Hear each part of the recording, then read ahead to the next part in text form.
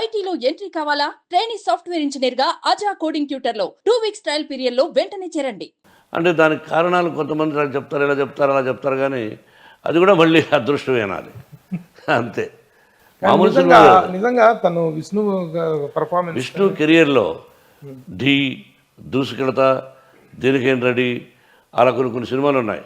వాటన్నిటికంటే మించిన నటన కానీ పర్ఫార్మెన్స్ కానీ చేశాడు, అద్భుతం. మీరు కానీ విష్ణు కానీ మనోజ్ బాబు కానీ ఎక్కడా కూడా పర్ఫార్మెన్స్ విషయంలో ఫెయిల్ అయినట్టు వాళ్ళు నటులుగా వీళ్ళు ఫెయిల్ అయినటువంటి ఇది రాలేదు. Thank you.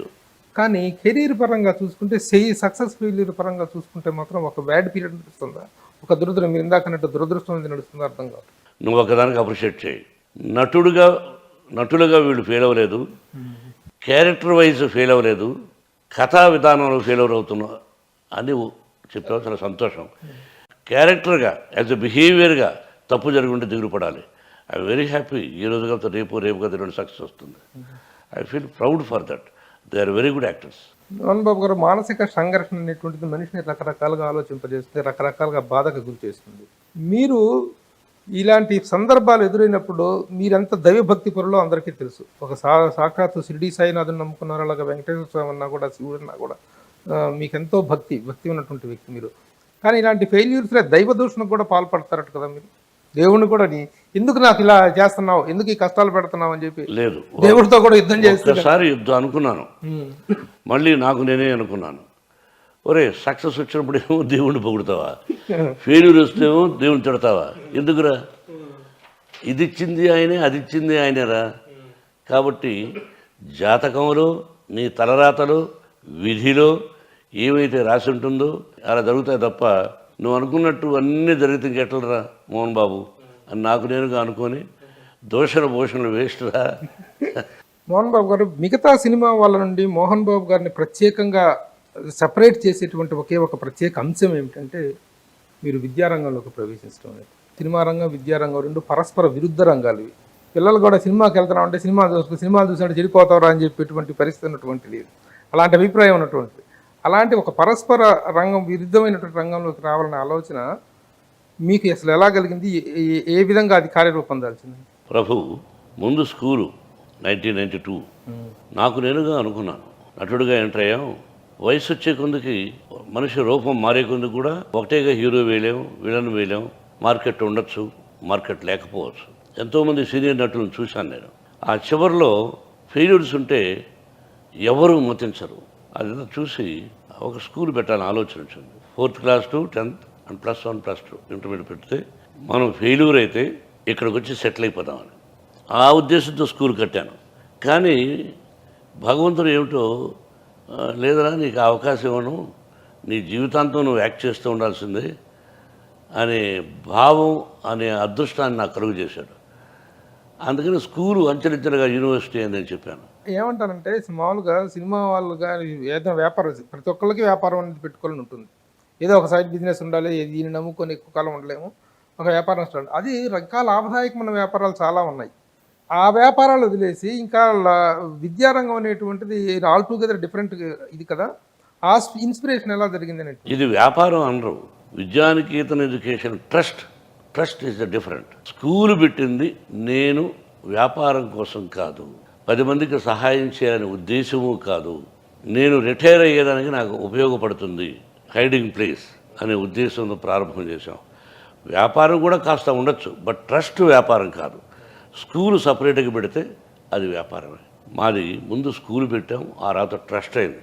ట్రస్ట్ వ్యాపారం అవ్వదు, రెండు సైమల్టేనియస్గా అన్నాయి. అసలు స్కూల్ పెట్టిన తర్వాతనే మీ హీరోగా మీ కెరీర్ అనేటువంటి ఇంకా అద్భుతంగా జరిగింది. యాక్చువల్గా దానికి ముందు అల్లుడు గారికి ముందు మీ కెరీర్ అనేటువంటిది చాలా డోలాయమైన స్థితిలో ఉంది. డోలాయం గారు గీలాయం కాదయ్యా, కరెక్ట్గా మాట్లాడు. అల్లుడు గారికి ముందు 1990లో ఆ మధ్యలో 2-3 సంవత్సరాలు ఏది 0 నిర్మాతగా 0, హీరోగా 0, విలన్గా 0 కాదు, మైండెడ్, నటుడిగా 0 కాదు, ఫెయిల్యూర్ అని ఒప్పుకోవాలి. చెప్పు ధైర్యంగా. డోలామయమో ఏంటి, నేనేమైనా అవమానంగా ఫీల్ అవుతానా? ఫాల్స్ మిస్టేజ్ ఎందుకు? నో ఫాల్స్ మిస్టేజ్, అది ఉండేవాళ్ళకు ఉంటుంది. మావన్నీ సక్సెస్ అని కొట్టుకుంటుంటారు డబ్బాలు. ప్రపంచంలో ఎవరికి సక్సెస్లు ఉండవు, ఫెయిల్యూర్స్ ఉంటాయి. అలాగా చాలా బ్యాడ్ సిచ్యువేషన్. ఎస్, మళ్ళీ జీవితం ప్రారంభమైంది అల్లుడు గారి నుంచి. అల్లుడు గారి నుంచి ప్రారంభమైంది సార్. అదే చెప్పాలి. అల్లుడు గారి ముందు షిరిడి సాయిబాబా టెంపుల్కి వెళ్ళాను, షిరిడి భార్యాబిడ్డలతో. First time. ఫస్ట్ టైం నేను, నిర్మల, లక్ష్మి, విష్ణు, మనోజ్ 90లో వెళ్ళి భగవంతుని సన్నిధానంలో అలా కూర్చున్నాను ఎదురుగా. ఎవరో రికమెండేషన్స్తో నన్ను అలా కూర్చోబెట్టారు కుటుంబాన్ని. నేను ఏదో కొన్ని ప్రశ్నలు వేశాను. ఆయన ఎవరైనా అడుగుతారుగా, నువ్వు అడుగుతావు కదా, ఎవరైనా అడుగుతారు. నాకు నేనుగా కొన్ని ప్రశ్నలు వేశాను. మరి ఏంటన్నాను. వచ్చేటప్పటి నుంచి అల్లుడు గారు, అసెంబ్లీ రౌడీగా వరుసగా రాజ్యసభ వరకు తీసుకెళ్లారు.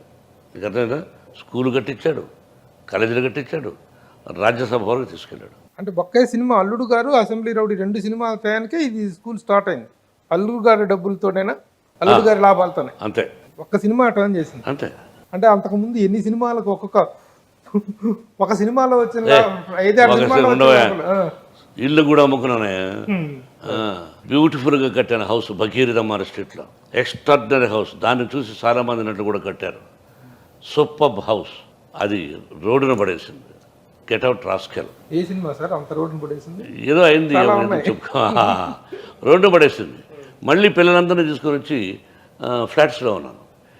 ఏ ఇల్లు కట్టక ముందు ప్రారంభం కార్ షెడ్, పెళ్ళైన తర్వాత ఒక చిన్న ఫ్లాట్, ఆ ఫ్లాట్ నుంచి సొంత హౌస్, మళ్ళీ సొంత హౌస్ నుంచి again go to the flat, అట్లా వెళ్ళాను.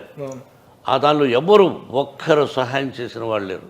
ఎవరి సహాయానికి నేను చేయి జాచలేదు. I went like that. Again from there the God has given something to me. ఏ షిరిడి సాయినాథునికి టెంపుల్కి వెళ్ళానో అదే షిరిడి సాయినాథుని టెంపుల్ మన ఇన్స్టిట్యూట్ దగ్గర కట్టాము. మీరు చూసారా దేవాలయం? షిరిడిలో సాయినాథుడు ఎలా ఉన్నాడు, ఇక్కడ కూడా సాయినాథ నగర్, అదే షిరిడి సాయినాథుడు, అదే రూపంతో అంశం అలా వచ్చి కూర్చున్నట్టుంది.